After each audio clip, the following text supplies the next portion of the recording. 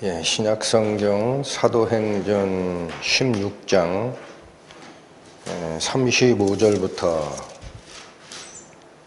17장 3절까지 말씀을 보겠습니다. 신약 페이지로 216페이지입니다. 사도행전 16장 35절.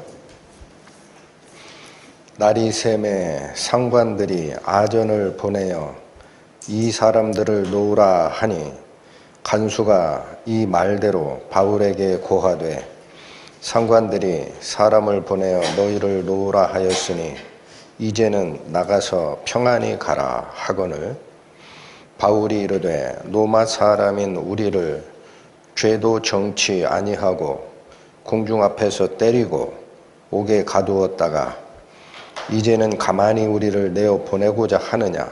아니라 저희가 친히 와서 우리를 데리고 나가야 하리라 한데 아전들이 이 말로 상관들에게 고하니 저희가 로마 사람이라 하는 말을 듣고 두려워하여 와서 권하여 데리고 나가 성에서 떠나기를 청하니 두 사람이 옥에서 나가 루디아의 집에 들어가서 형제들을 만나보고 위로하고 가니라. 저희가 암비볼리와 아볼로니아로 다녀가 데살로니가에 이르니 거기 유대인의 회당이 있는지라. 바울이 자기의 규례대로 저희에게로 들어가서 새 안식일에 성경을 가지고 강론하며 뜻을 풀어 그리스도가 해를 받고 죽은 자 가운데서 다시 살아야 할 것을 증명하고 이르되 내가 너희에게 전하는 이 예수가 곧 그리스도라 하니. 기도하시겠습니다. 하나님 아버지, 오늘도 저희는 하나님의 말씀 앞에 섰습니다. 이 시간 저희에게 말씀을 깨닫는 지혜를 허락하여 주시고 또한 말씀 앞에 무릎을 꿇는 겸손함을 허락하셔서 하나님께서 저희에게 주시고자 하는 생명의 근원이 무엇인지 깨닫고 그 생명을 얻어서 당신의 자녀로 살아가는 삶 살아갈 수 있도록 인도하여 주옵소서. 예수님의 이름으로 기도 올립니다. 아멘. 사도행전 16장의 오늘 이 본문은 지나간 내용을 잠깐 정리를 하면 유럽 대륙인 빌립보 지역에 가서 점하는 귀신 들린 여종을 만나게 되고 그 점하는 귀신 들린 여종으로부터 귀신을 쫓아내는 일을 한 후에 그 여종을 통해 복채 수입을 얻었던 여러 주인들이 자기의 이익의 소망이 끊어진 걸 알고 바울과 실라를 엉뚱한 죄목을 걸어서 상관들 앞에 고소를 하고 상관들은 죄가 있는지 없는지 신문절차도 생략한 상태에서 매질을 하고 감옥에 툭 시켰던 사태입니다.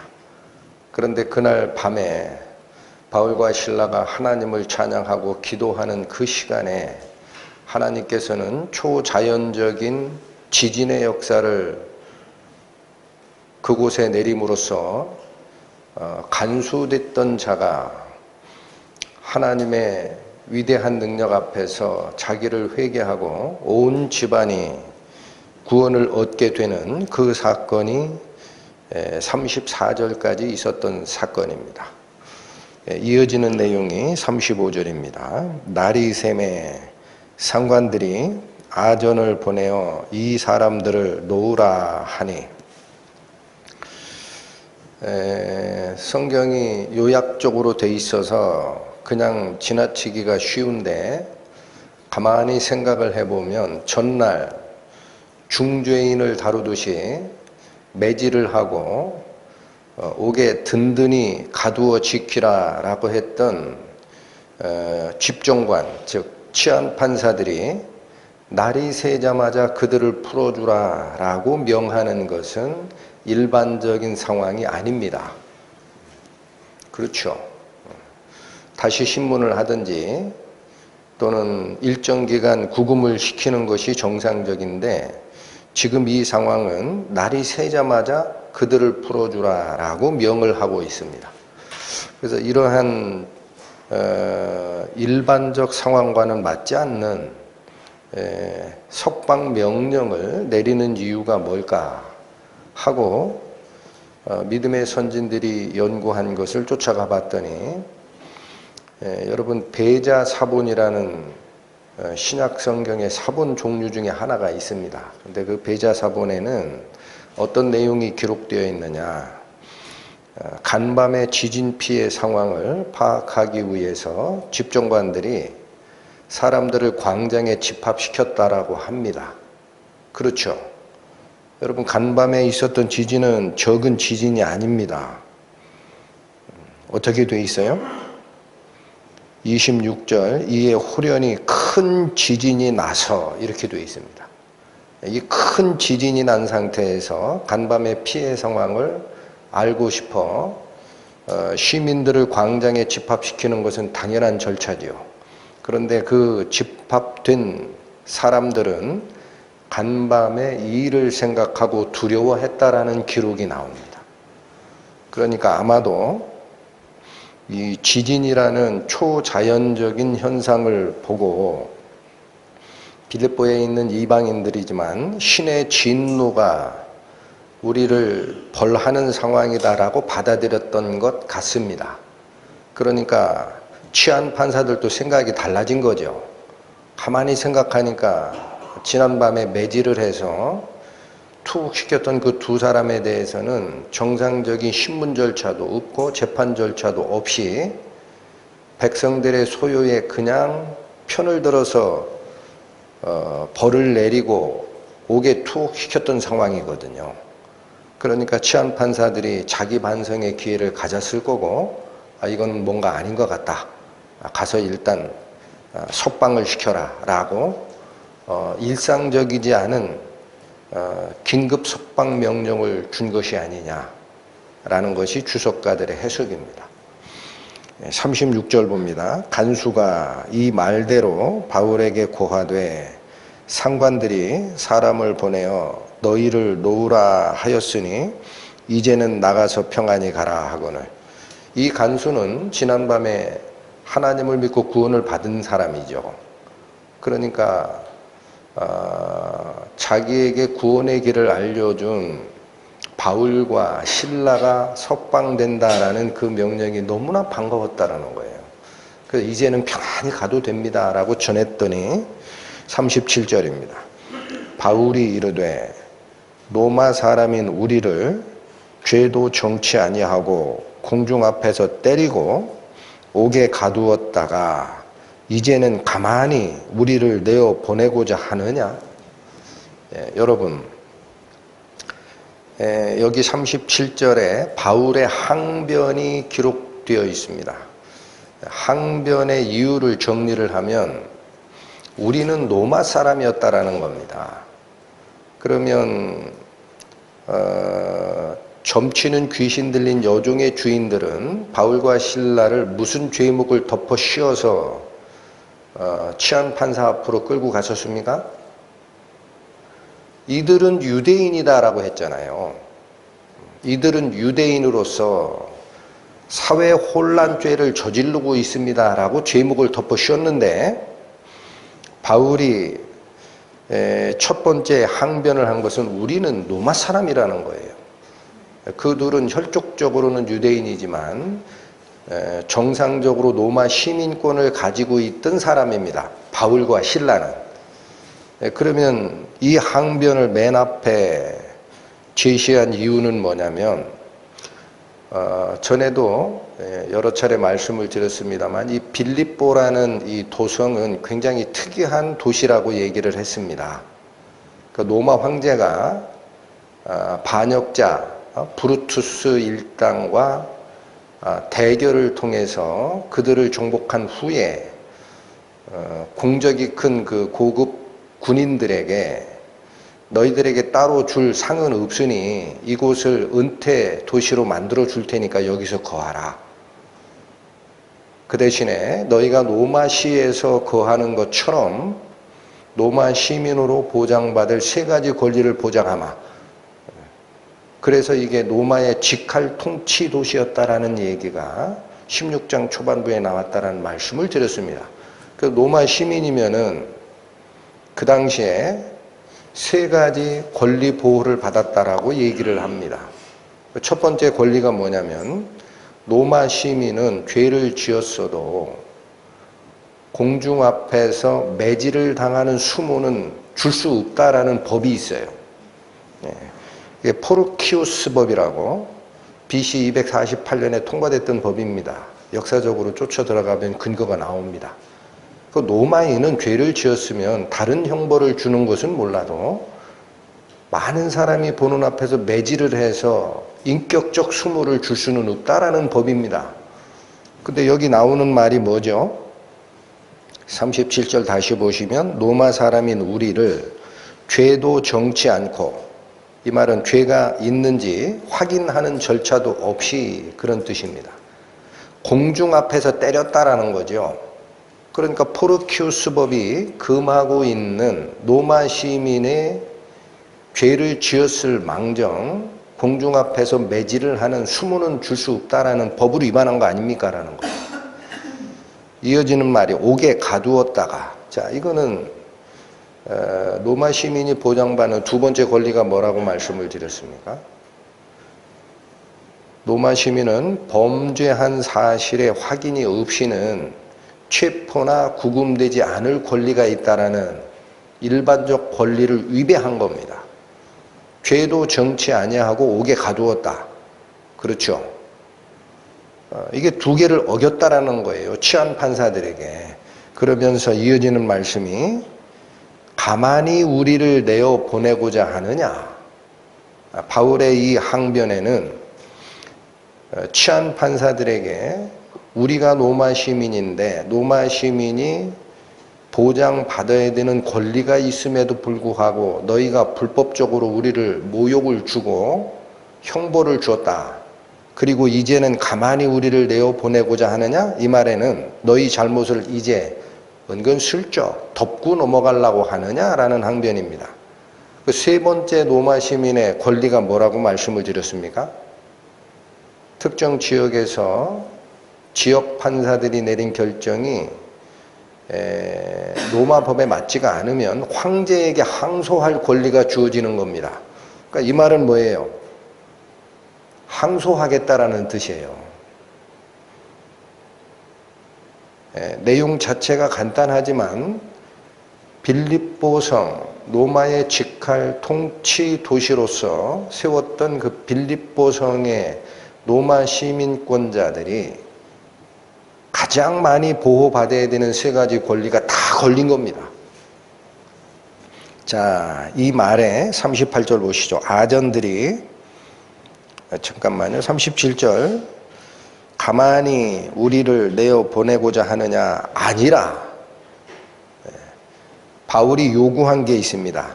그렇게는 못한다라는 거예요. 그럼 어떻게 해야 되느냐? 저희가 친히 와서 우리를 데리고 나가야 하리라. 바울이 요구한 것은 황제에게 항소하지는 않겠다라는 거예요. 대신에 이 잘못된 판결을 내린 집정관 두 사람은 직접 와서 우리에게 사과를 하고 공개적으로 우리를 석방해달라는 거예요. 38절 아전들이 이 말로 상관들에게 고하니, 이제 아전들이라는 것은 밑에 행정을 보는 행정관료입니다. 그들이 상관들, 이 복수의 치안 판사 제도가 있었다 말씀을 드렸죠. 집정관 둘에게 가서 그 말을 그대로 전했다라는 겁니다. 그러니까 저희가 로마 사람이라 하는 말을 듣고 두려워하였다. 여러분, 한 지역의 집정관 정도면은 이런 말에 왜 두려워했을까라는 거죠. 자기 잘못을 회개했다 이런 게 아니라 두렵다라는 말을 씁니다. 그래서 이런 것은 그 당시에 로마를 통치하고 있었던 황제가 글라우디오 황제다라는 말씀을 전해드렸어요. 그래서 그 글라우디오 황제가 로마에 살고 있는 모든 유대인들은 지정된 시기 안에 로마를 떠나야 된다라는 유대인 추방령을 내렸던 황제라는 말씀을 드렸어요. 근데 역시 마찬가지로 역사를 쭉 뒤집어 올라가 보니까 이 당시에 이미 글라우디오 황제가 기록에 나오는 얘기입니다. 로마 시민을 십자가형에 처했다라는 이유 때문에 로데스 섬의 행정관을 시민권을 박탈했던 기록이 나옵니다. 로마 시민은 죽여도 그렇게 죽이면 안 된다는 거예요. 여러분 십자가형이라는 게 왜 치욕의 형인지 아십니까? 빨개 다 베끼는 거예요. 주요 부위만 가리고. 그러니까 로마 시민은 매질을 당하는 수모를 받을 필요가 없다라는 권리를 보호하는 통에 이 로데스 섬의 행정관이 로마 시민들이 죄를 졌다고 해서 십자가형에 다는 문제가 있었던 것 같아요. 그랬더니 글라우디오 황제가 그 로데스 섬의 행정관의 시민권을 박탈하는 사태가 있었다라는 거예요. 로마 시민은 그렇게 모욕을 줄 수 없다라는 겁니다. 그러니까 여기 이 두 행정관도 만약에 바울이 이 사건을 가지고 로마 황제에게 항소하게 된다면 그들의 목이 날아갈 판입니다. 그러니까 두려운 거예요. 내가 범법을 행했구나. 39절입니다. 와서 권하여 데리고 나가 성에서 떠나기를 청하니 바울이 요구한 그대로 따라주죠. 그들의 입장에서는 어떻게 보면 권위가 땅에 떨어지는 일이었을 수도 있습니다. 바로 전날 밤 그렇게 매질을 하고 옥에 가두라고 했던 죄수들에게 와서 두 사람이 와서 공개적으로 잘못했다 사과하고 미안한데 이 성에는 더 이상 있을 수 없으니 나가주면 좋겠다라고 간청하게 만든 거죠. 여러분 이러한 사건도 성경에는 압축적으로 그냥 기록이 돼 있으니까 우리는 읽고 지나치기가 쉬운데 저는 하나님의 섭리라고 봅니다. 바울이 이걸 요구한 이유는 자기 자신이 부당한 대우를 받았기 때문에 사과를 받기 위해서 했을까요? 그렇지 않습니다. 아까 제가 잠깐 말씀을 드렸지만 간밤의 지진 사건 때문에 이 치안관들이 백성들을 모으고 피해 상황을 확인하기 위해서 광장에 모였을 때 백성들이 두려워 떨었죠. 상황이 이미 공개적으로 드러난 겁니다. 그런데 만약에 이 치안 판사들이 바로 그날 바울과 실라한테 와서 공개적으로 사과하고 미안하다라고 했다는 이 사건이 백성들에게 안 알려지겠어요? 빌립보성에 있는 모든 시민은 이 사건을 알게 되는 겁니다. 알게 되면 뭐가 어떻게 되나요? 앞으로 빌립보성에 남아있는 하나님을 믿는 크리스찬들에게 부당한 형사적 대우를 이제는 하지 않게 됩니다. 그게 중요한 거라는 거예요. 사도 바울이 이것을 문제를 삼았던 이유는 본인이 부당한 벌을 받은 것에 대한 안갚음이 아니고 남아있는 성도들의 신앙생활을 위해서 잘못된 정권 권력자들의 부당한 대우는 시정조치를 하고 가야 된다는 겁니다. 그래서 우리는 저는 이제 성경 공부를 통해서도 교제를 하고 하다가 보면은 성경 말씀에 기록되어 있는 어떤 그 집정자, 위정자들을 위해 기도하고 그들의 명예 순복하라라는 그런 말씀을 들을 때 너무 단순하게 그냥 고지고대로 다 받아야 되는 줄 아는 분들이 있다라는 게 참 안타까워요. 여러분 지금 위정자들이 잘못됐어도 다 따라야 된다면 바울의 이 항변은 잘못된 겁니다. 맞습니까? 그렇습니다. 그런데 왜 이걸 기록을 해요? 성경에서 우리가 몸담고 지내는 이 땅의 위계질서 체계, 권력 체계가 왜 필요한지를 설명해 주기 때문에 그 가장 큰 줄거리를 잡지 않으면은 우리 신앙생활이 압박을 당하든 말든 위에 있는 권력에게는 순종해야 되는가 보다 하고 쫓아가기가 쉽죠. 여러분 디모데전서 한번 보십니다. 2장 신약 338페이지입니다. 디모데전서 2장 1절과 2절을 같이 읽겠습니다. 그러므로 내가 첫째로 권하노니 모든 사람을 위하여 간구와 기도와 도구와 감사를 하되, 그러니까 목회자인 디모데가 제일 먼저 신경 써야 될 것이 하나님에게 기도하는 거라는 거예요. 자기 자신을 위한 기도가 아니라 모든 사람을 위해 기도를 먼저 해야 되는데 2절 임금들과 높은 지위에 있는 모든 사람을 위해서 하라라는 거예요. 그 왜 그렇게 직권자들을 위해서 기도하게 하느냐? 이게 이유입니다. 왜 기도하라고 하느냐? 우리가 누굽니까? 구원받은 성도들이죠. 우리가 모든 경건과 단정한 중에 고요하고 평안한 생활을 하려 함이니라. 여러분, 위에 권력을 쥔 자, 정치 권력을 쥔 자를 위해서 우리가 기도해야 되는 이유는 그들에게 복종하는 게 목적이 아니고, 그렇게 하는 이유는 우리가 성도들이 모든 경건과 단정한 중에 평안한 생활을 하는 것. 이게 뭐냐? 고요한 신앙생활을 유지하려면 국가라는 보호막이 있어야 된다는 뜻이에요. 그러니까 지금 여러분 보십시오. 푸틴의 교만과 광기가 일으킨 전쟁으로 우크라이나에 있는 그 사람들이 신앙생활이 지금 망가졌습니다. 우크라이나가 저희는 너무 먼 나라이기 때문에 잘 모르는데 옛날 구소련 연방에 있을 때 그 이전부터 올라가면은요, 러시아 정교회라는 기독교 분파가 있어요. 거기 기독교가 전파됐던 나라예요. 그 사람들 신앙생활 지금 합니까? 나라가 저 모양이 되면 안 되지요. 그러니까 정상적인 하나님을 경배하고 신앙생활을 하기 위해서는 뭐가 필요한 겁니까? 그들의 자유를 보장해주는 국가체계, 정치 권력체계가 튼튼히 서야 되는 거예요. 그런데 이 권력체계가 신앙을 압박하면은 어떻게 해야 될까요? 오늘 사례처럼, 바울의 사례처럼 제도가 보장하는 시민의 권리를 주장하여 부당한 대우를 받는 것에 항변을 해야죠. 성경 말씀을 너무 액면대로 그냥 그대로 받아들이는 사람이 있어요.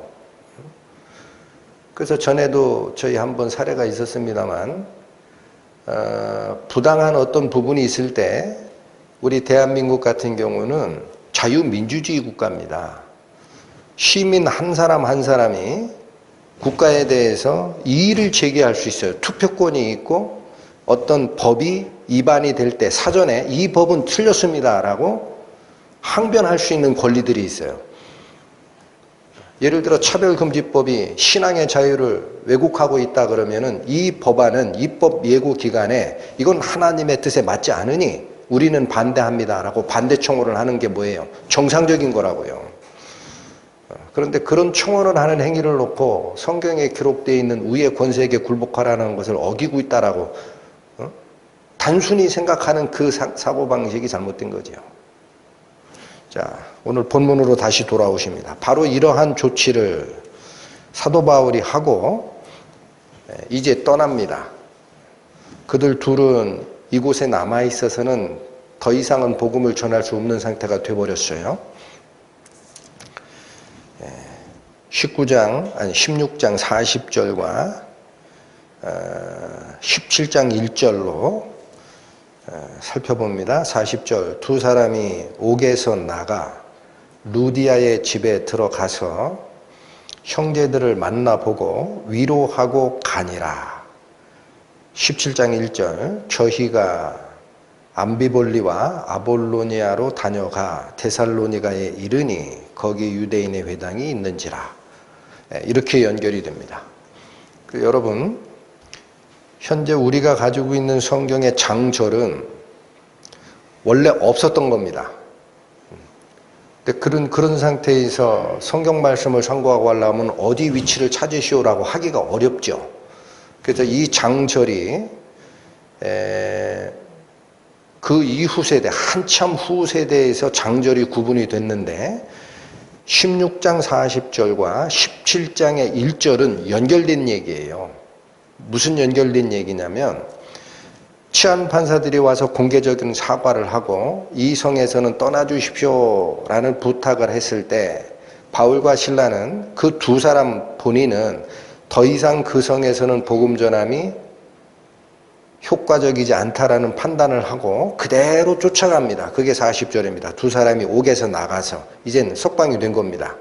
나가서 루디아의 집에 들러 형제들을 만나보고 위로하고 빌립보성을 떠납니다. 여기 루디아의 집에 갔다라는 것은 그 당시 교회는 가정교회밖에 없어요. 그 루디아가 자주장사 루디아 첫 번째 구원받은 사람이죠. 기억하시죠? 그 두아디라 성에 자주 옷감 만드는 그 본산지가 두아디라 성인데 거기 출신인 이 루디아가 지금 빌립보 성까지 와서 장사를 하고 있는 것은 굉장히 큰 장사 사업을 하고 있는 자예요. 한마디로 재력이 있는 자입니다. 그래서 그 집이 가정교회로 사용되고 있었기 때문에 루디아의 집에 들어가서 루디아에게 인사를 하고 갔다가 아니라 형제들을 만나보고 격려하고 나는 빌립보성을 떠날 수밖에 없으니 남아있는 형제자매 여러분 여기서 교제를 잘 하시고 하나님 말씀을 상고하십시오 하고 떠나갔다라는 뜻입니다. 그때 17장에 보면 저희가 라는 표현이 나오죠. 그럼 누가 이제 가는 거예요? 16장 40절하고 연결시키라 그랬습니다.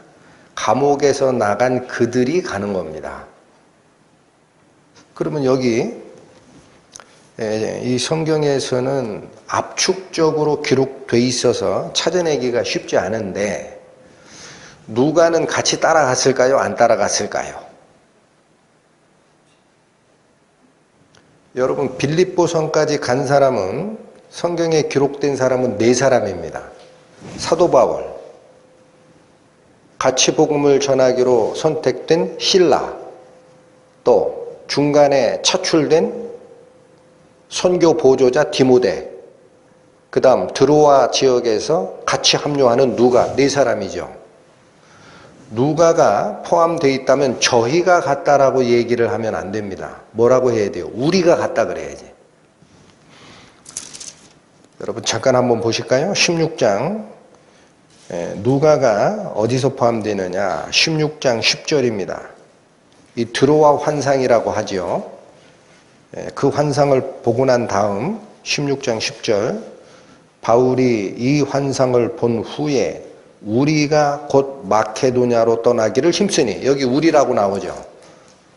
그래서 누가가 여기에 포함되어 있는 거예요. 1인칭 복수대명사 우리. 여러분 사도행전은 원래 누가가 누구에게 전하는 이 내용입니까? 네? 사도행전 내용이 워낙 많아서 우리 그걸 잠깐 놓칠 수도 있는데 사도행전 1장 1절에 보면 데오빌로여 내가 먼저 쓴 글에는 무릇 예수의 행하시며 가르치기를 시작하신부터 그의 택하신 사도들에게 성령으로 명하시고 승천한 날까지 이를 기록하였노라. 이 먼저 쓴 글이 누가복음이에요. 거긴 데오빌로 각하여라고 얘기를 합니다. 그리고 사도행전은 그 뒤의 일을 데오빌로에게 다시 알려주기 위해서 사도행전을 기록한다라는 형식을 취하고 있습니다. 그러니까 사도행전의 기록자인 누가가 포함될 때 대명사는 저희가 아니라 우리를 쓰는 거예요. 나도 그 안에 있다라는 거야. 그 16장 10절에 드로아 환상에서 우리라는 표현을 쓰고요. 13절로 가보시면 안식일에 우리가 기도처가 있는가 하여 문밖 강가에 나가. 자, 강가에 나가서 자주장사 루디아하고 만나는 때에도 우리가라고 합니다. 그건 누가가 같이 동행한 거예요. 16절 보세요. 우리가 기도하는 곳에 가다가 점하는 귀신 들린 여종 하나를 만나니, 이때도 누가는 같이 동행을 했었던 겁니다. 17절. 바울과 우리를 쫓아와서 소리질러 가로되. 그렇죠. 우리 하다가 빌립보성에서 떠나는 장면에서는 17장 1절에 저희가라고 되어 있다는 겁니다. 그러니까 누가는 빌립보성에서 지금 데살로니가로 옮기는 과정에 누가는 포함되어 있지 않아요. 그 누가는 어떻게 되어 있느냐? 빌립보성에 남아있는 겁니다. 그 왜 그럴까요? 여러분, 바울과 실라가 빌립보성에서 치안 판사들이 와서 공개 사과하고 이 성에서 떠나주시면 안 됩니까? 라고 청한 이유가 뭐냐? 그 둘이 유대인이었기 때문에 귀신 들린 여종의 주인들이 유대인으로서 로마의 사회 질서를 어지럽히는 자요 라고 뒤집어 씌워서 매질을 당한 사람이 바울과 실라 아닙니까? 그러니까 누가와 디모데는 헬라인이에요. 그들은 어떻게 벌할 필요가 없어요. 그러니까 이들은 빌립보성에 남아있는 성도들과 하나님 말씀을 교제하고 교회가 튼튼히 서 있을 때까지 존재해도 아무 문제가 없는 사람들이에요. 그래서 사도 바울이 자기 석방할 때 공개적 사과를 요구를 하는 겁니다. 너희들이 잘못했으니까 나머지 남아있는 사람들에 대해서 앞으로 그렇게 하면 안 돼. 이 얘기를 하는 거예요. 이해가 되십니까? 그 여기 또 하나가 지금 보시면 이 우리라는 표현이 그럼 언제 등장하느냐면 그냥 요 위치만 말씀을 드릴게요. 사도행전 20장 5절에 가면 자, 이거는 언제냐면 시간이 많이 흐른 다음입니다. 여기 잠깐 보시죠. 터키에서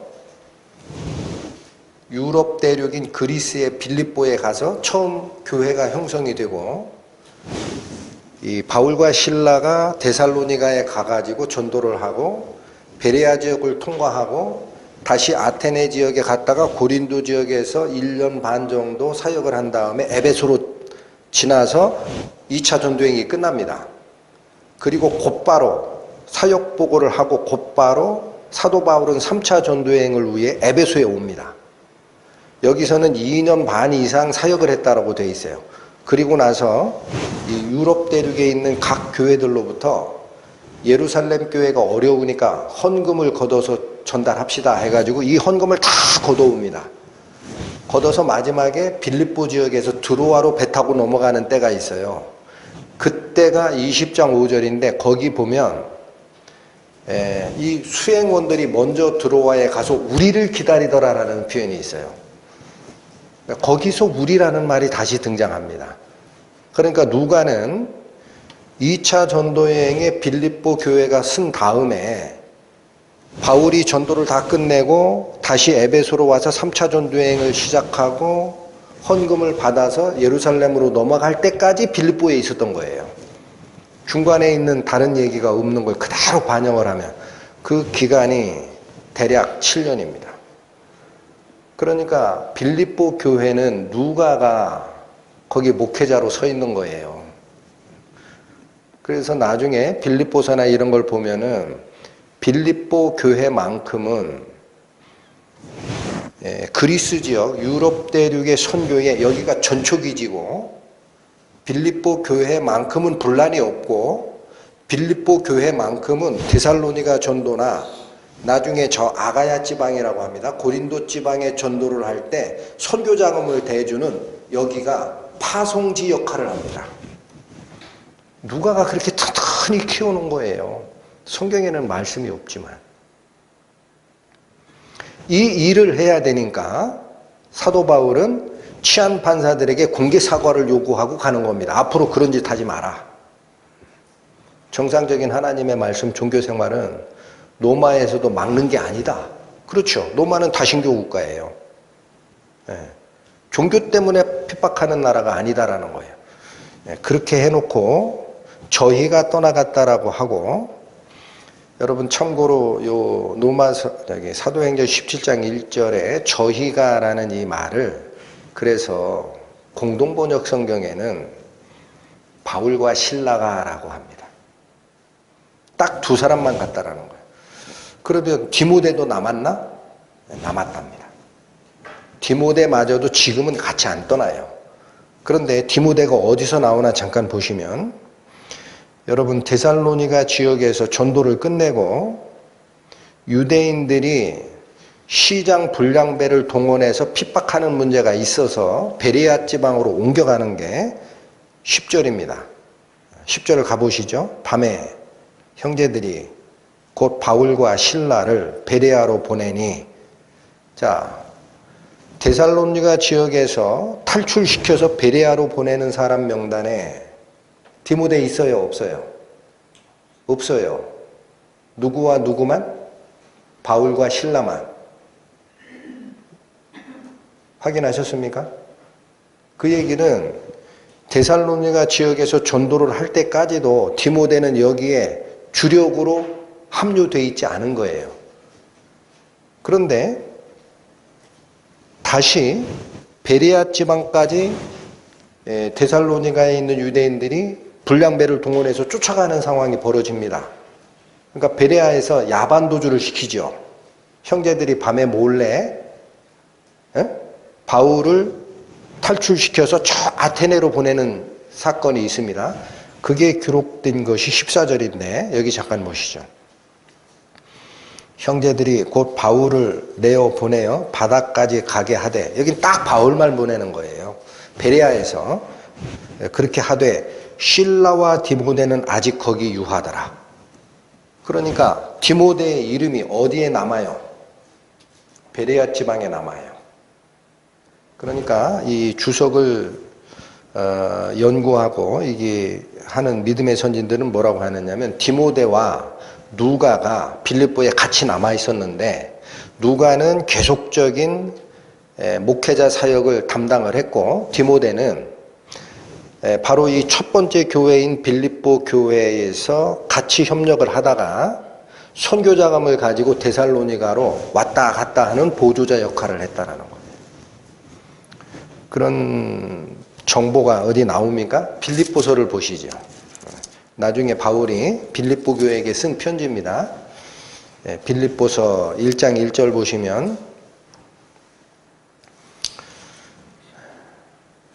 자, 이게 어떤 면에서는 너무 자세하게 설명하는 것 같기도 한데, 저희가 사도행전 17장을 다음에 또 설교로 말씀을 드릴 경우가 있겠습니까? 알고 있는 것은 좀 나누고 가고 싶은 거예요. 빌립보서 1장 1절 318페이지입니다. 1장 1절을 보면, 그리스도 예수의 종 바울과 디모데는 그리스도 예수 안에서 빌립보에 사는 모든 성도와 또는 감독들과 집사들에게 편지하노니, 인사말이 이렇게 나가죠. 여기 굉장히 특이한 말이 나옵니다. 바울의 서신서에서 서신을 받는 수신자를 얘기할 때 어디 어디 교회에게 또는 어디 어디 성도들에게 문안하노니 라고 하지, 유독 빌립보서에서만큼은 성도와 감독들을 언급을 한다라는 거예요. 그러니까 이미 그 지역에 감독들이 있었다라는 거예요. 가르치는 자들이. 그리고 빌립보서를 쓸 때까지도 저는 개인적으로 추정하는 게 그거예요. 빌립보서를 쓸 때까지도 누가는 빌립보에서 사역을 하고 있었을 것이다. 그래서 이 감독들이라는 말을 쓰고 있고, 또 이 빌립보 교회가 유럽 대륙 전도에 재정적으로 많은 도움을 줍니다. 그 사안은 빌립보서 4장 323페이지입니다. 15절 16절에 언급이 되어 있습니다. 빌립보서 4장 15절, 빌립보 사람들아 너희도 알거니와 복음의 시초에, 왜 이게 시초라고 해요? 유럽 대륙의 첫 번째 교회가 서진 곳이 빌립보니까 복음의 시초에 내가 마케도냐를 떠날 때에 주고받는 일에 참여한 교회가 너희 외에 아무도 없었느니라. 여기서 주고받는이라는 것은 상호 부조를 얘기합니다. 그러니까 헌금하는 거예요. 그러니까 여러분 마케도냐에서 떠날 때라는 것은 무슨 얘기냐면 여기 잠깐 보세요. 저희가 오늘도 지도를 보여드릴까 하다가 너무 번거로워서 안 띄었는데 사도행전을 공부하실 때 지역은 알고 계셔야 됩니다. 여기 빌립보가 있죠. 그리고 떠나서 오늘 데살로니가로 갑니다. 암비볼리와 아볼로니아는 선교 지역이 아니에요. 거쳐갔어요. 그냥 다녀서 데살로니가에 가서 복음을 전하고 여기 시장 불량배들을 동원하는 유대인들의 핍박 때문에 피해서 베레아 지역에 갑니다. 여기까지가 북부 그리스 마케도냐예요. 그러니까 여기서 나중에 탈출해서 아테네로 가죠. 거기는 남부 그리스 아가야입니다. 그러니까 여기 빌립보서 4장의 이 말은 빌립보 지역에서 선교하고 데살로니가 지역에서 선교하고 베레아 지역에서 하나님 말씀을 전하고 떠날 때에 누가 선교 자금을 댔다라는 거예요. 빌립보 교회가 됐다라는 거예요. 아직 데살로니가 교회는 정신없어요. 지금 여기서는 바울에게 성금을 보낼 만한 조직체계나 목회 사역자들이 없습니다. 이 사람만 보냈다라는 거예요. 근데 그걸로 끝나지를 않고 16절 데살로니가에 있을 때에도 너희가 한 번, 두 번 나에 쓸 것을 보내었도다. 이게 무슨 말이죠? 여기 다시 보세요. 빌립보에서 누가와 디모데를 남겨놓고 바울과 실라만 데살로니가로 갑니다. 이 데살로니가 지역에서 세 안식일 동안 성경을 가지고 강론했다라고 나오죠. 오늘 본문에. 그러니까 굉장히 짧은 기간 동안밖에는 못 있었던 겁니다. 한 달도 안 돼요. 우리로 얘기하면 지금으로 얘기하면 3주간 설교를 한 거예요. 3주간. 세 안식일. 3주간 설교를 하고 유대인들의 핍박이 오면서 베레아 지역으로 넘어가는데 바로 요 데살로니가에서 바울과 실라가 3주간 선교를 할 때에도 빌립보 교회에서는 선교 헌금을 2번이나 보냈다라는 거예요. 누가 보냈을까요? 성경은 말씀이 없습니다. 그러나 주석가들은 바로 여기에 남겨뒀던 디모데가 선교 자금을 가지고 데살로니가로 왔다라는 거예요. 그리고 나서 베레아로 넘어갈 때 같이 합류한 것이다 라고 봅니다. 자, 어찌 됐든 간에 제가 지금 살피고자 하는 것은 첫 번째 유럽 대륙에서 세워지는 빌립보 교회는 그대로 놓고 떠나는 게 아니라 사역자를 지정해 놓고 떠났고 또 그 말씀을 전하는 누가를 비롯한 사역자들의 역할 때문에 교회가 굉장히 튼튼하게 서게 되는 거예요. 그리고 나머지 그리스 지역에 복음을 전도할 때 여기가 선교사 파송의 전진기지처럼 선교 자금을 수혈하고 도와주는 센터가 된다는 거예요. 그러니까 여러분 드로아 지역에서 환상 볼 때 누가 불러서 가는 거죠? 기억나시나요? 터키의 드로아 항구 트로이 목마 거기서 바울이 환상을 볼 때 뭐라고 누가 나타나서 뭐라고 얘기를 해요? 마케도니아 사람이 꿈에 나타나서 이리 건너와 우리를 도우라. 마케도니아 그 첫성 빌립보 거기서 서 있는 교회가 나머지 이 마케도니아 및 남부 그리스 지역인 아가야에 하나님의 말씀을 선포하는 선교센터가 된다는 사실입니다. 그래서 굉장히 중요한 게 빌립보 교회입니다. 자, 이제는 넘어가는 과정을 다시 살피겠습니다. 17장 1절 보시죠. 저희가 즉 바울과 실라가 암비볼리와 아볼로니아로 다녀가 데살로니가에 이르니 그러니까 두 도시를 거쳤지만 암비볼리와 아볼로니아는 지나친 겁니다. 다녀간 곳이지 거긴 선교한 게 아니에요. 그리고 어디를 목표로 갑니까? 데살로니가로 곧바로 갑니다. 그래서 이 데살로니가 지역에 가는 이유는 이제 좀 설명을 드려야 됩니다. 이 데살로니가라는 이 도시가 북부 그리스, 다시 얘기하면 마케도니아 왕국의 수도입니다. 우리 대한민국의 서울이 수도이듯이 제일 큰 도시예요. 이 데살로니가 지역이. 그러니까 여기 가서 바울이 하나님의 말씀을 전하겠다라고 목표를 삼고 중간에 거쳐간 암비볼리와 아볼로니아는 선교를 일단 생략을 하고 직접 가는 겁니다. 데살로니가로. 그런데 여기 이제 좀 상황을 이해를 하기 위해서 데살로니가에 갔더니 거기에는 뭐가 있더라라고 돼 있어요? 네, 유대인의 회당이 있더라. 그럼 이게 또 무슨 말이냐? 여러분 처음에 빌립보 지역에 와서는 회당이 없었죠. 회당이 없어가지고 사도 바울이 성경을 강론할 수 있는 곳이 없어서 기도처를 찾다가 강가로 가가지고 자주장사 루디아를 만나는 거예요. 왜 그게 회당이 없었다 그랬어요? 빌립보 지역은. 로마의 직할 통치 도시고 그 당시 글라우디오 총독이 로마에 있는 모든 유대인들은 지정된 기간 안에 로마를 떠나라 라는 유대인 추방령이 내려진 상태이기 때문에 로마의 직할 통치인 빌립보마저도 유대인들의 소고 명령이 내렸을 가능성이 크다라는 거예요. 거긴 유대인의 회당이 없어가지고 강가에 갔다가 누디아를 만나는 거지요. 근데 여기 데살로니가는 왜 유대인의 회당이 있느냐? 이건 역사적으로 추적해 올라가면 마케도니아 왕국의 수도였고, 여러분 마케도니아 왕국 그러면 잘 모르겠죠? 알렉산더 대왕 하면 알겠습니까? 알렉산더 대왕이 마케도니아 왕국의 왕자로 시작하는 거예요.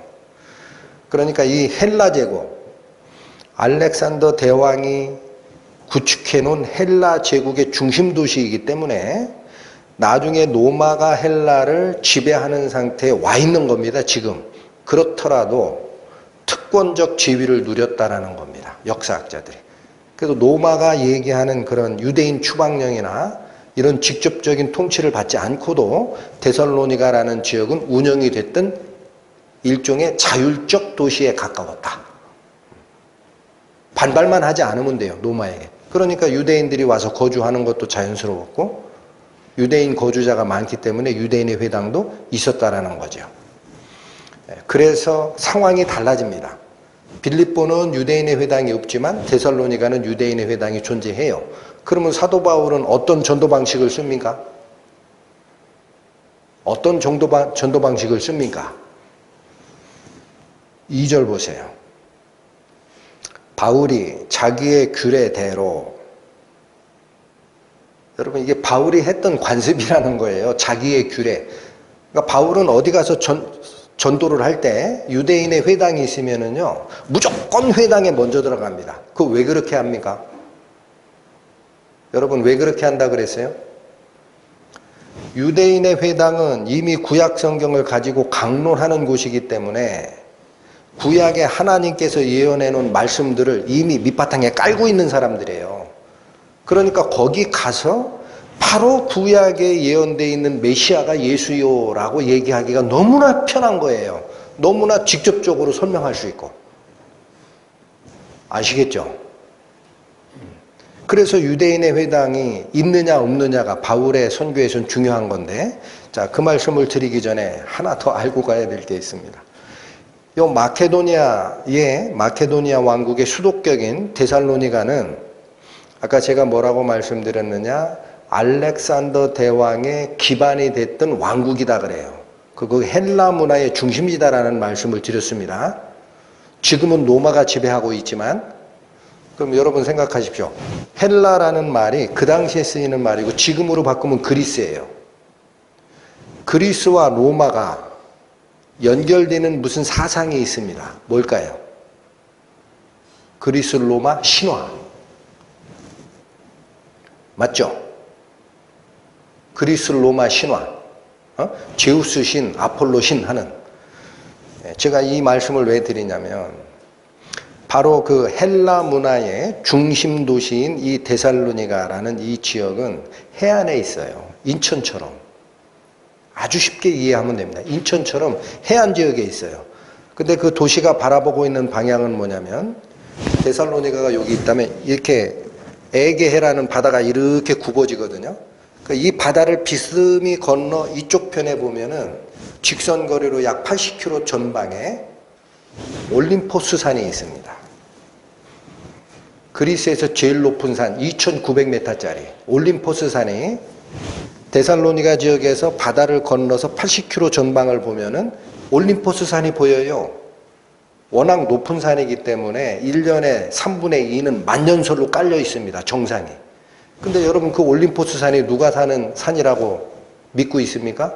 그리스 로마 신화에서 신들의 산, 12신이 존재하는 산.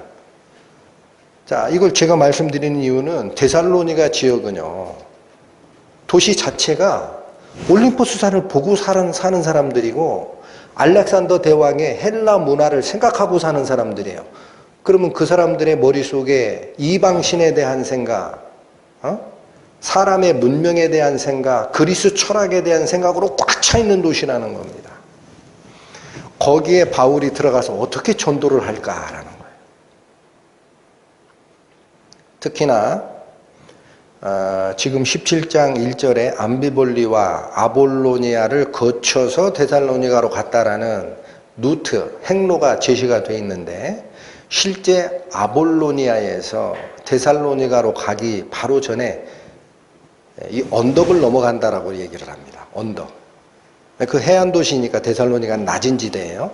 언덕을 딱 넘을 때 정상에서 보면은 데살로니가 도시가 보이고 저 바다 건너에 올림푸스 산이 보인다 그래요. 그거를 보면서 빌립보에서 매질을 당해서 온몸이 만신창이가 된 사도 바울과 실라가 무슨 생각을 하고 데살로니가로 들어갔을까? 저는 그 생각을 했습니다. 빌립보에서 데살로니가까지도 걸어서 160km 거리입니다. 우리 거리 개념으로 환산하면 400리길을 걸어가는 거예요.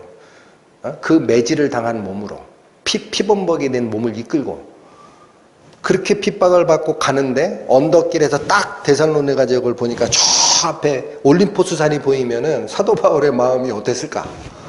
야, 여기서 어떻게 하나님을 증거할까? 우리 같으면 걱정이 앞섰을 겁니다. 그러나 이방 신들의 신화적 사상이 물들어 있고 또 사람의 지혜의 최고봉이라고 하는 그리스 철학이 물들어 있는 그곳이라 하더라도 사도 바울의 전도 과정에서는 그침이 없습니다. 어떻게 깰까요? 말씀으로, 성경 말씀으로, 진리의 말씀으로, 생명의 말씀으로 선포가 되면 하나님께서는 그 살아있는 당신의 말씀으로 역사를 하십니다. 그게 전도입니다.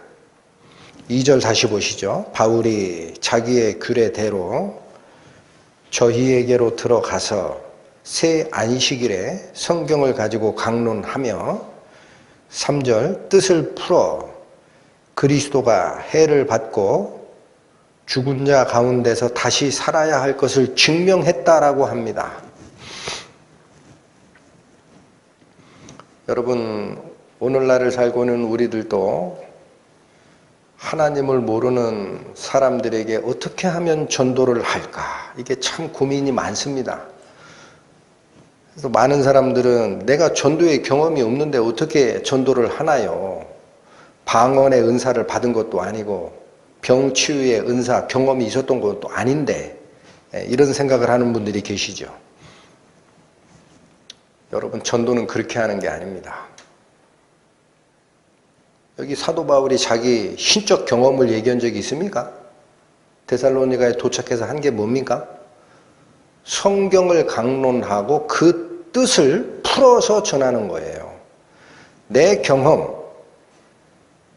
내가 이래 봐도 방언을 하는 은사를 받았다니까 그런 얘기 하는 게 아니고 내가 이래 봐도 병 고치는 은사를 하나님께 받았다니까 그러니까 당신은 내 말 믿어야 돼. 그런 얘기를 하는 게 전도가 아니고 뭐를 가지고? 성경 말씀을 가지고. 그거 내용을 모르니까 3절에 뜻을 풀어서 여러분 이 뜻을 푼다라는 개념은 원래 단어 개념이 보따리를 우리가 쌀 때 흐트러지지 않게 딱 매죠. 그 안에 있는 내용을 보려면 보따리에 매듭을 풀어내죠.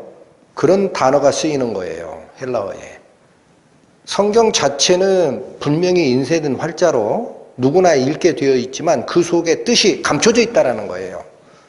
그러니까 그 뜻을 풀어서 전하는 것이 전도인데 여기 가장 핵심적인 전도의 내용이 나옵니다. 뭐를 풀어내는 거냐? 딱 하나예요. 그리스도가 왜 해를 받고 죽어야 되는지, 또 죽고 실패한 게 아니라 부활하여 하나님 편에 올라갔다는 사실이 우리 인간들에게 무슨 뜻이 있는지 이것을 풀어서 전하는 겁니다. 그게 복음입니다. 그러니까 여러분, 구원받은 우리 성도들은 전부 제사장 반열이에요. 알고 계시죠? 신약시대의 제사장이라는 것은 무슨 뜻입니까? 구약적으로 짐승 잡아다 제사 드리는 게 제사장이 아니에요. 신약의 제사장은. 구약의 제사라는 개념은요, 죄인이 자기 죄를 속죄하기 위해서 중개자에게 오면 하나님의 법칙에 따라 그 죄가 어떻게 사해지는지를 인도하는 자가 제사장입니다. 구원받은 우리가 신약의 제사장들이라고 하는 이유는 누가 당신 믿고 있는 예수가 뭐요? 당신이 말하는 구원이 뭐요? 라고 물으면 어떻게 하는 게 제사장이에요? 성경의 말씀의 뜻을 풀어서 예수가 왜 해를 받고 죽어야 하는지, 그분이 왜 부활하였는지를 설명해내야 제사장이에요. 근데 안 하시잖아. 아이, 전도는 목사님이 하는 거야. 그런 생각 없으세요? 누가 너희 안에 있는 소망의 이유를 묻는 자가 있으면 대답할 말을 준비하되 경건함과 두려움으로 하라. 준비해야 되는 거예요. 그러니까 성경을 어떻게 읽어야 됩니까? 세상 일에 분요하고 바쁘고 여기저기 왔다 갔다 할 시간 없어요. 하루에 성경 3시간, 4시간이든 자꾸 보셔야 된다고. 그게 전도라는 거예요.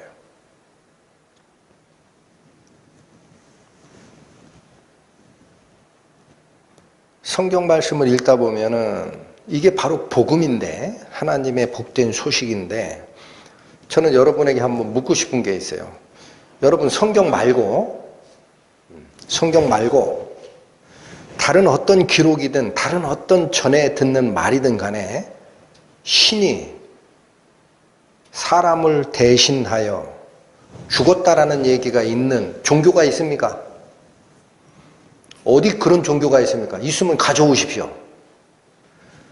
오직 성경만이 하나님께서 사람을 살리고자 대신 죽었다 라는 얘기를 합니다. 믿어지는 얘기입니까? 하나님이 사람 살리려고 대신 돌아가셨대요. 자기 목숨을 대신 바꿔치기 했다라는 게 복음 아닙니까? 그것도 누구를 위해서 죽어요? 하나님을 배신하고 떠난 인간들을 위해서. 뭐를 값주고 그 배신자 인간을 살려냅니까? 당신의 생명을 내놓고. 그게 하나님의 사랑이지요. 거기서 더 지나치는 사랑이 있습니까? 여러분, 우리 인간은 왜 이 사실을 이해를 못하느냐?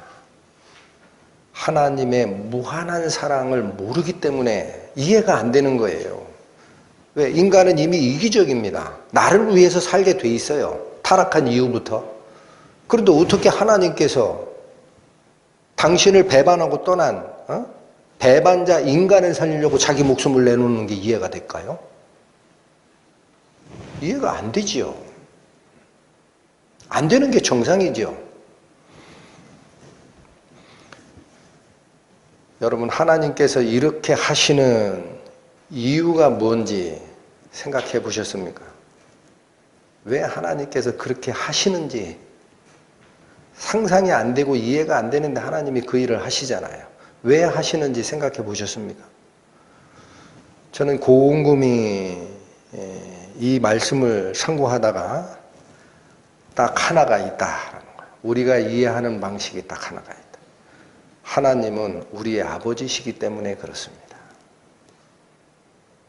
하나님은 우리의 아버지이시기 때문에 당신의 목숨을 내놓고라도 자기 자식을 살리고자 하는 거예요.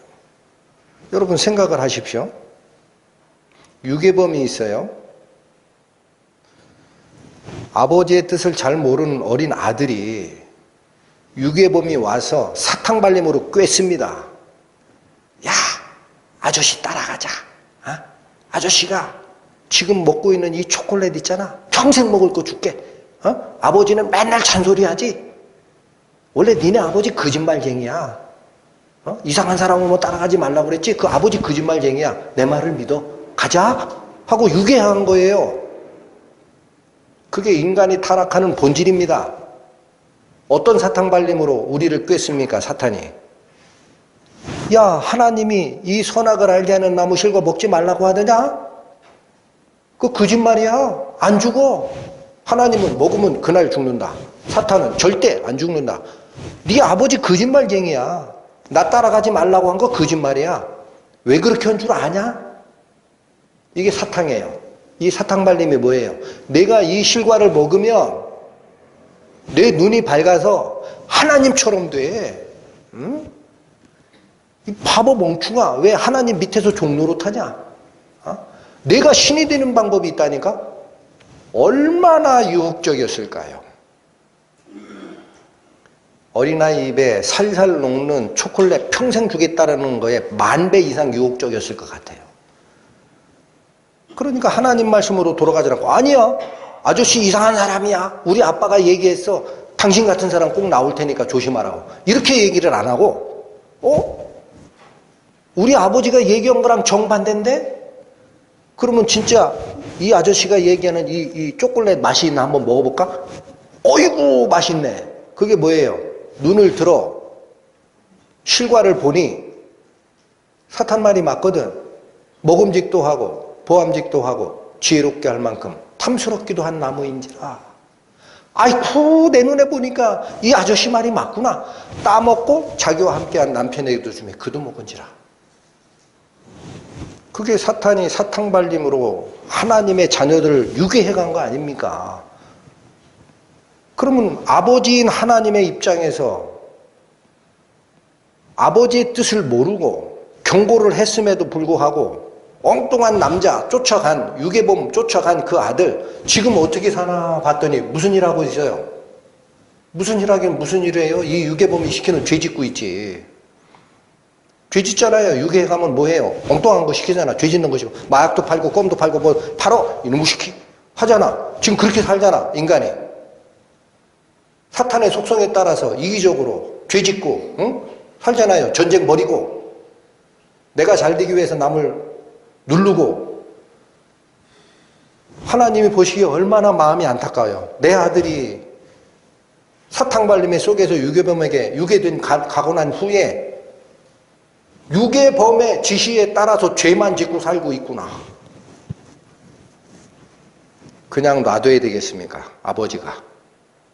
가서 구해야 되지 않겠습니까? 그게 뭐예요? 하나님의 사랑이에요. 개 보고 알아서 나와라 라고 얘기할 수 없습니다. 왜 그래요? 하나님이 아시거든. 내 아들을 유괴해간 사탄은 하나님 비슷하게 능력이 있는 놈이기 때문에 유괴당한 내 아들이 그 결박을 끊고 수도로 나올 수 없다. 이걸 아신단 말이에요. 아버지 하나님께서. 그럼 어떻게 구합니까? 내가 직접 내려가마. 분명히 너에게 경고했는데도 불구하고 유괴범의 말을 따라서 아버지인 나를 거짓말하는 자로 이해를 하고 내가 하나님처럼 되고 싶은 교만을 쫓아서 타락한 인간, 나의 아들이지만 내가 구하러 내려간다. 구하는 방법은 뭐를 먼저 없애야 됩니까? 그 유괴범 그냥 놔두고 애만 찾아오면 돼요? 안 돼요? 유괴범 다시 오면 어떻게 하려고? 유괴범은 발붙일 곳이 없게끔 가둬놓아야 됩니다. 다시 유혹하는 일이 없도록. 그것이 하나님의 공의예요. 공의. 죽어있는 당신의 아들 인간을 살리기 위해서는 뭐를 해야 합니까? 죽어있는 생명을 살려내는 것은 누구밖에 못해요? 하나님밖에 못해요. 하나님이 생명의 주인이시기 때문에. 이제는 무슨 생명을 다시 줘야 되느냐? 하나님의 영원한 생명을 다시 갖다 줘야 됩니다. 그러니까 당신의 목숨을 주러 오는 거죠. 그게 복음이라는 거예요.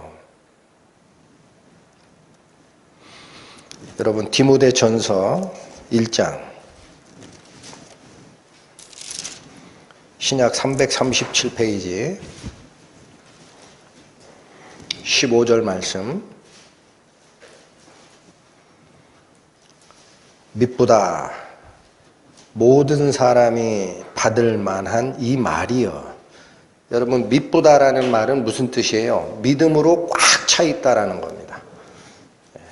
제가 기회가 있을 때마다 설명을 드리는데, 우리 순수 국어에 뿌다라는 이 전미사는 충만하다라는 뜻이에요. 예쁘다, 예로 충만하다라는 거예요. 기쁘다, 기로 꽉 차 있다. 슬프다, 슬픔으로 꽉 차 있다. 밉보다, 믿음으로 꽉 차 있다. 그런 뜻입니다. 믿음으로 꽉 차 있다. 믿을 만한 이 말이요. 뭐가 믿을 만한 말이라고요? 그리스도 예수께서 누구를 구원하시려고 세상에 임하셨다? 죄인. 여러분, 그런데 나는 죄인 아니라고 뻗ting기면 예수님 이 땅에 오셨어요 라는 얘기밖에 더 됩니까? 나는 죄인 아니요 라고 뻗ting기면 예수님 괜히 왔어요 그런 얘기죠. 그래서 여러분, 죄인이 아니면 구원 못 받아요. 죽지 않으면 다시 사는 방법이 없어요. 한 알의 밀알이 땅에 떨어져 죽지 아니하면 한 알 그대로입니다. 죽으면 많은 열매를 맺느니라. 하나님의 말씀이 내 양심에 와서 경고의 종을 울릴 때 말씀 앞에 무릎을 탁 꿇으시기 바랍니다. 하나님, 저는 죽을 수밖에 없는 죄인입니다. 이걸 깨닫게 해주소서. 그래야 내가 붙들고 있는 이 구차한 생명, 영원한 생명을 위해서 초계와 같이 버릴 거 아니에요. 버리라고 했어요? 안 했어요? 예? 자기 생명을 얻고자 하는 자는 잃을 것이요. 예수, 나를 위하여 자기 생명을 버리는 자는 얻으리라. 버려야 얻을 거 아닙니까? 죽어야 살고. 아등바등 안 죽겠다고 하면은 그거 살아나요?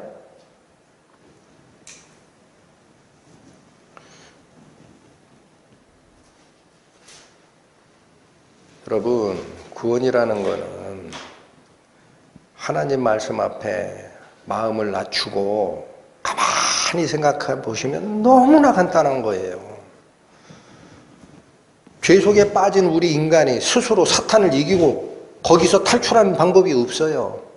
이미 그 자는 죄에 물들어서 죽어 있어요. 그러면 내가 하나님 앞으로 다시 와서 하나님과 같이 사는 생명을 얻으려고 하면 어느 생명이 이식되어야 합니까? 하나님의 생명이 이식된 자만이 살아나는 거예요. 하나님의 생명이 이식된 자만이 살아납니다. 지금 코로나 사태가 오미크론으로 요 목 부위에 기생하는 변종 바이러스로 바뀌어져서 천만다행이지, 초창기에 알파형, 베타형, 감마형 코로나 바이러스 때는요, 기생처가 목이 아니라 폐입니다. 폐. 여기 들어가서 기생하다가 나와버려요. 번식하려고. 그러니까 폐가 빵꾸가 나가지고, 제가 아는 정년퇴임한 저희 대학의 법대 교수님, 코로나 사태 선포되고 몇 개월 후에 부고장 날라왔더라고. 그래서 왜 그런가 알아봤더니 폐가 다 녹았어. 그 어떻게 해? 방법이 없죠. 누구 하나 혹시 죽어가는 사람, 폐에 기증하는 사람이 있으면 폐 이식 수술 하나 보고 기다리다가 그냥 가셨다고. 여러분, 내가 죽을 수밖에 없는 인간이면 어떻게 해야 하나님의 생명을 얻습니까? 하나님의 생명을 이식받는 방법밖에 없다고요. 이식받지 않았는데 어떻게 살아납니까? 그러니까 하나님이 당신의 생명을 이식하기 위해서 이 땅에 오신 거예요. 당신의 생명을 주러.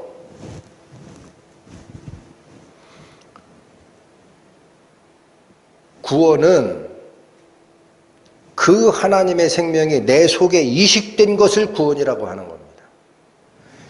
고린도후서 13장 보시죠. 고린도후서 13장 신약 301페이지.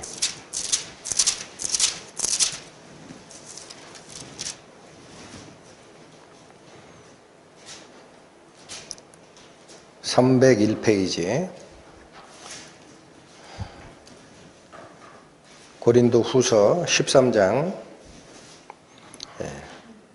5절 말씀 찾으셨어요?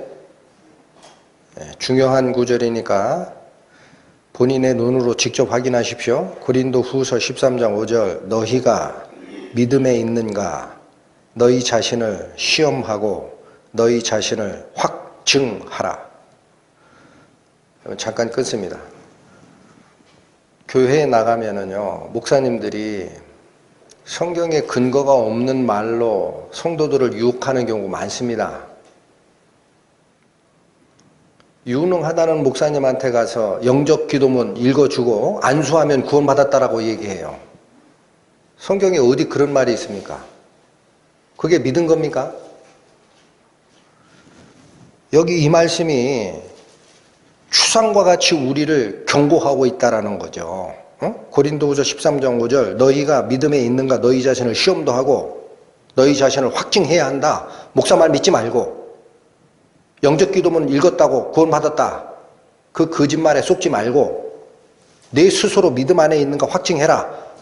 어떻게 해요? 이어집니다. 예수 그리스도께서 너희 안에 계신 줄을 너희가 스스로 알지 못하느냐? 그렇지 않으면 너희가 버려온 자니라. 당신의 생명을 주러 오셨던 예수님의 생명이 내 안에 거하는 것을 내가 모른다면 예수님의 생명을 이식받은 적이 없다라는 거예요.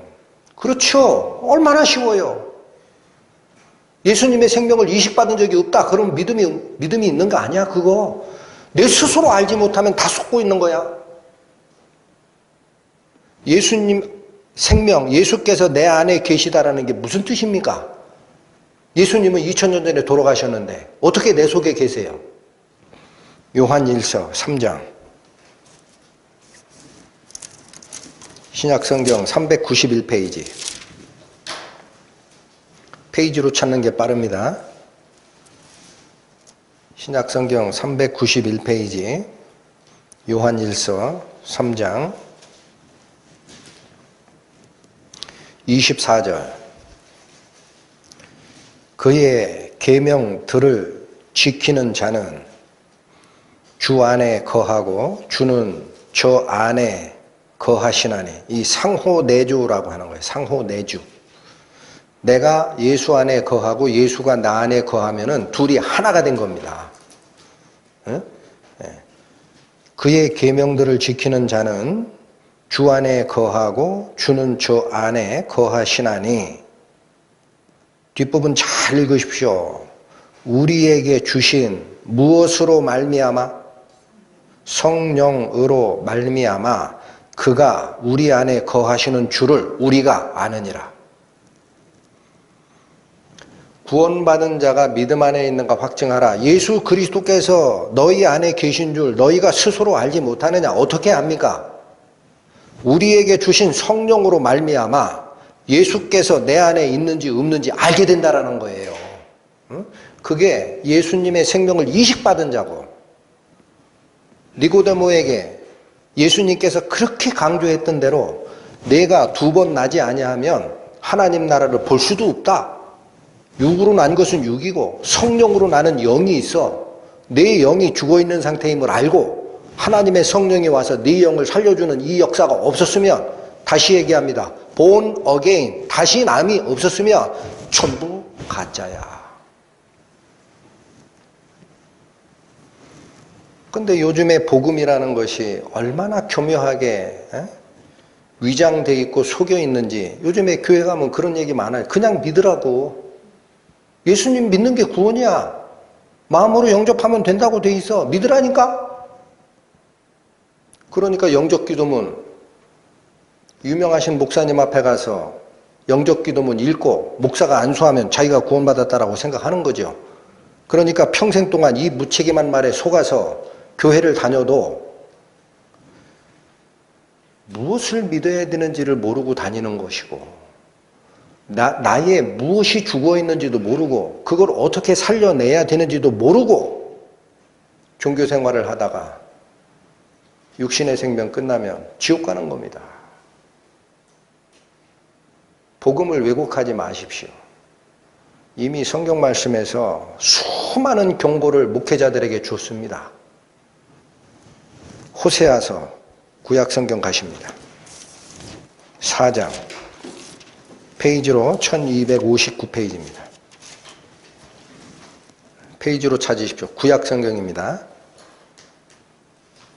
1259페이지 호세아서 4장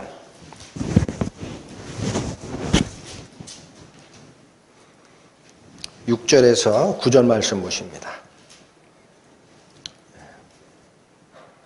찾으셨죠? 호세아서 4장 6절에서 9절, 6절부터 살핍니다. 내 백성이 지식이 없으므로 망하는도다. 여러분, 뭐가 없어서 망한다고 그래요? 뭐가 없어서 망해요? 방언을 못해서 망해요? 은사가 없어서 망해요? 영적 기도문이 없어서 망합니까? 지식이 없어서 망한다라는 거예요. 네가 지식을 버렸으니 나도 너를 버려 내 제사장이 되지 못하게 할 것이요. 더 이상 네가 영혼을 구원하는 중재자로서는 자격 없다라는 겁니다.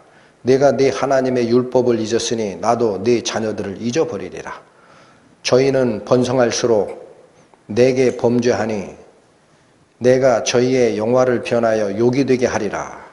저희가 내 백성의 속죄 제물을 먹고 그 마음을 저희의 죄악에 두는도다. 장차는 백성이나 제사장이나 일반이라. 내가 그 소행대로 벌하여 그 소위대로 갚으리라. 여러분, 지금 우리 개역한글 성경 말씀이 고어 우리 옛날 말 형식으로 돼 있어 느낌이 안 오죠? 방금 읽었던 호세아서 4장 6절에서 9절을 공동번역 성경으로 읽어드리겠습니다. 느낌이 다릅니다. 잘 들으십시오. 내 백성은 나를 알지 못해서 망한다. 너희 사제라는 것이 나를 알려고 하지 않으니 나도 너희를 사제직에서 몰아낸다. 이 하나님의 가르침을 마음에 두지 않으니 나도 너희 자녀를 마음에 두지 않으리라. 이런 사제들이 많으면 많을수록 그만큼 나에게 죄는 짓는 죄가 많아진다. 그 자랑스러운 직책을 부끄럽게도 밥벌이로 만드는 것들, 내 백성의 허물 덕분에 먹고 살며 내 백성이 짓는 죄에 침을 삼킨다. 백성은 사제를 닮게 마련. 그래서 나는 사제들을 그 행실을 따라 벌하고 그 행위를 따라 갚으리라. 하나님 말씀을 전하여 사도 바울이 오늘 본문에서 했던 것처럼 성경을 새 안식일 동안 강론하고 그 뜻을 풀어 예수가 왜 해를 받고 죽어야 되는지, 그분의 부활은 우리에게 무슨 뜻이 있는지 전도는 하지 않고 하나님, 예수님의 성령이 줘야 되는 생명을 목사가 영적 기도문 하나로 주는 게 맞는 겁니까 지금? 그리고 구원받았다고 착각하는 게 맞는 거예요? 예레미야 6장 갑니다. 구약 성경 1060페이지.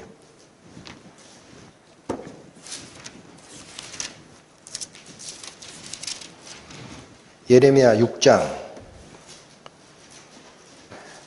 14절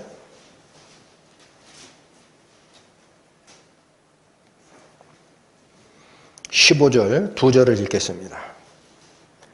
그들이 내 백성의 상처를 심상히 고쳐주며 말하기를 평강하다 평강하다 하나 평강이 없도다. 그들이 가증한 일을 행할 때 부끄러워하였느냐? 아니라 조금도 부끄러워하지 아니할 뿐 아니라 얼굴도 붉어지지 않았느니라. 그러므로 그들이 엎드러지는 자와 함께 엎드러질 것이라. 내가 그들을 벌하리니 그때에 그들이 거꾸러지리라. 여호와의 말이니라. 이 말씀도 공동번역 성경으로 읽어드리겠습니다. 내 백성의 상처를 건성으로 치료해 주면서 괜찮다 괜찮다 하는구나. 사실은 괜찮은 것이 아닌데 그렇듯이 역겨운 짓을 하면서 부끄러운 줄이나 알더냐? 부끄러워했으면 괜찮고 창피한 줄이나 알았으면 괜찮다. 그런 것들이라. 모두 무더기로 쓰러져 죽으리라. 내가 혼내주러 오는 날 모두 비틀거리다가 쓰러지리라. 이는 내 말이라. 어김이 없다. 여러분, 어떻게 하나님의 말씀을 전해서 그 살아있는 말씀으로 생명이 거듭나게 하는 복음은 전하지를 않고 괜찮아요. 여러분, 여기 교회당 나오는 건 있잖아요. 여러분이 이미 하나님의 선택을 받았다는 뜻이에요. 그런 말이나 하고 안심시켜서 그 자의 영이 거듭난 적이 없는데도 불구하고 여러분 선택받은 백성이니까 괜찮습니다. 누가 그렇게 얘기하라고 합니까? 여기 뭐라고 합니까? 여기 뭐라고 그래요? 내 백성의 상처를 대충 고쳐주고 괜찮다 하는 게 맞느냐?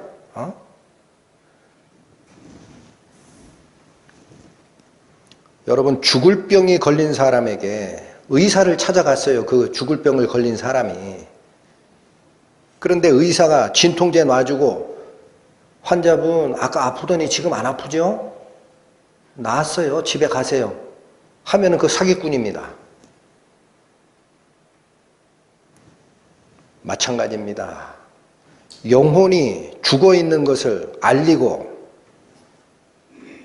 예수님의 생명으로 다시 살아나야 된다라는 말은 하지를 않고 교회에 나오니까 여러분은 선택받은 것입니다라고 안심시키고 방언을 하면은 하나님의 은혜를 받은 줄 알고 치유의 은사를 행하면 그게 선택받은 자인 줄 알고 교회에서 집사나 권사나 장로나 직분 맡으면 하나님의 쓰임을 받는 자인 줄 알고 안심하세요 라고 얘기하는 게 맞는 얘기입니까? 그럼 마태복음 7장에 예수님께서 산상보험 마지막에 경고의 말씀은 무슨 뜻입니까?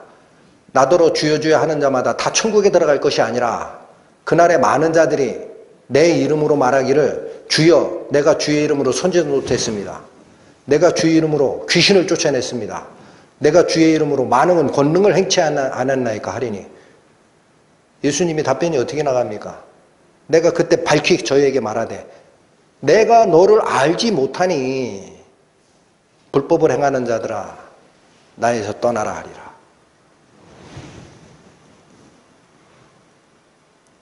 생명은 예수 그리스도의 부활하신 영이 주는 겁니다. 예수님의 부활하신 영적 생명을 받지 못한 자는 아직 하나님의 저주 아래에 있는 겁니다. 기억하십시오. 기도하시겠습니다. 하늘에 계신 아버지시여,